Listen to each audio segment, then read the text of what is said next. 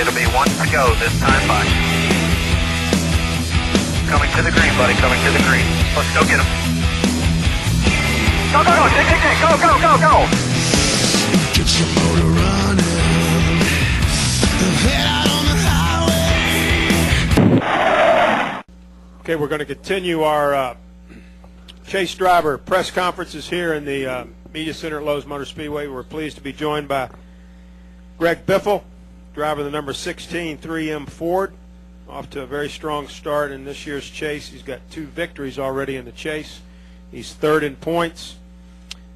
Greg, your thoughts about coming into Lowe's and outlook for this weekend?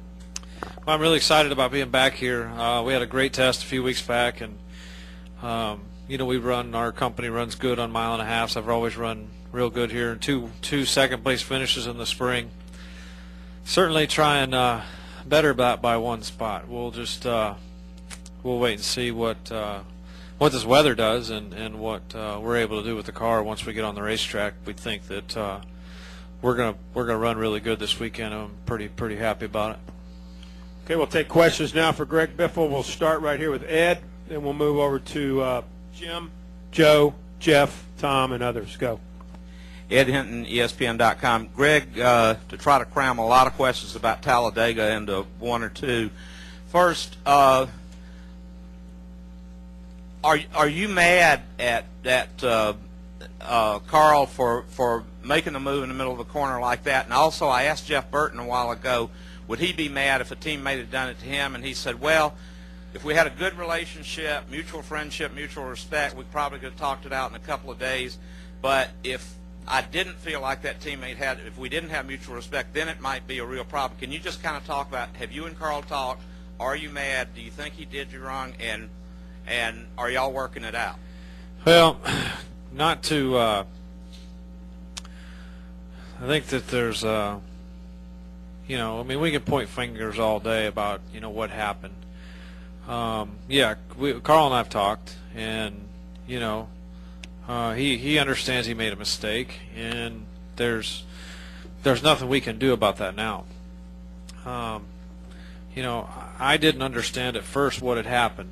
I didn't understand. We had been bump drafting, not Carl and I, but we had been bump drafting in the corners a little bit throughout the race, which, done properly, it hadn't been a problem all day, and you got to be real careful about it. So I had a real problem understanding what happened, why the car turned sideways like it did so fast that I hardly had, just didn't have any time to react whatsoever. So I went back, and once I watched the tape, then it was clear what exactly happened. And, maybe, Carl didn't, think that it was going to be a problem. But, when I went back and watched the tape, he was about first of all, we got a great push, and we got into the beginning of the corner. He gave me another little push, and we cleared. It looked like we'd cleared to 20.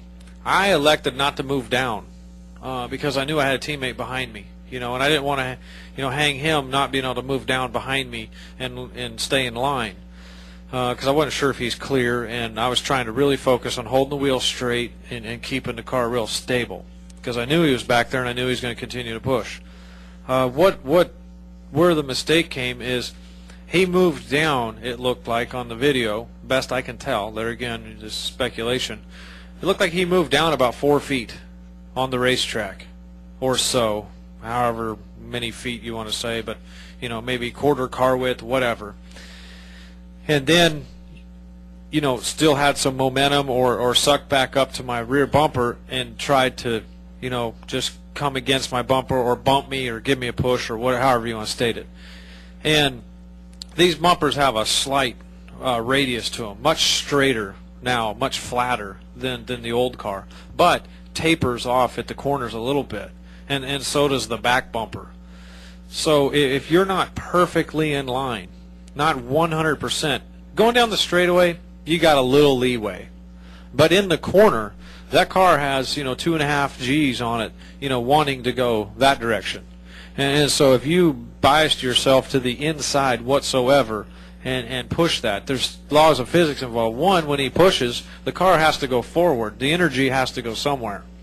Well, the easiest path of resistance for that car was up the racetrack for the rear bumper, because it got pushed a little bit to the left side, and it just squirted the back of the car out like he tried to squeeze it, and it shot it that way. So, it's just probably a miscalculation on his part on being lined up enough.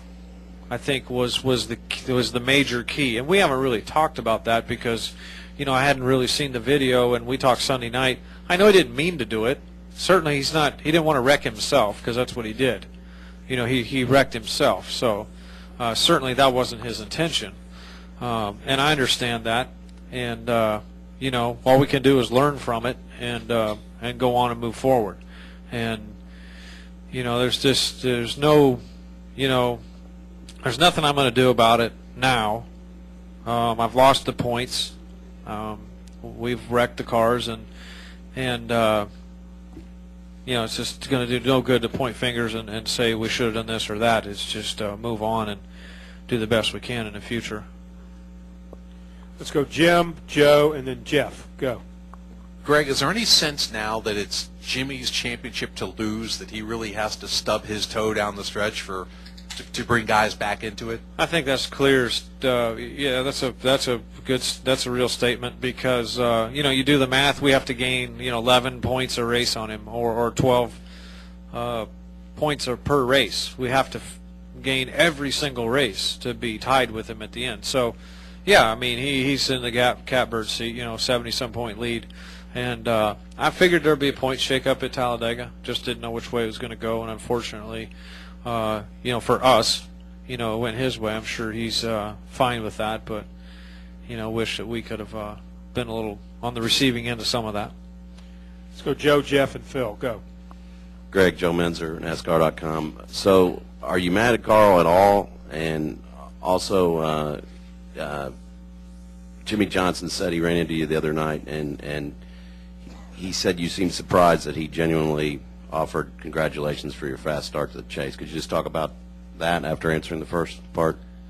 Yeah, I mean, I've heard throughout the garage a little bit, and I don't know if I find it as a surprise, but a lot of other team members and whatnot from other teams and in the garage area, or and some guys that didn't make the chase are like, pulling for the 16 to, win the title, or we're, excited you guys are doing so well and got 2 wins and those kinds of things. So that's it's a pretty big boost of confidence for us, the 16 team, and a lot of people out there watching us, and I appreciate the the thoughts of the other drivers, wanting to see us do well. Nobody wants to see anybody do bad, of course, but I'm happy that Jimmy's a supporter of ours. I mean, I'm a fan of all the drivers in the series, so, and no, I'm not mad at Carl. It was there's nothing else that you can do about it. Carl made a mistake. It was he said he made a mistake. I went back and watched the tape. It's obvious that he was just over anxious or excited, or didn't think through, I need to be lined up perfectly when I try and push him in the corner. I don't know what else to state about it, but I'm not mad at him. I mean, let's go Jeff, Phil, right over here, and then Ed.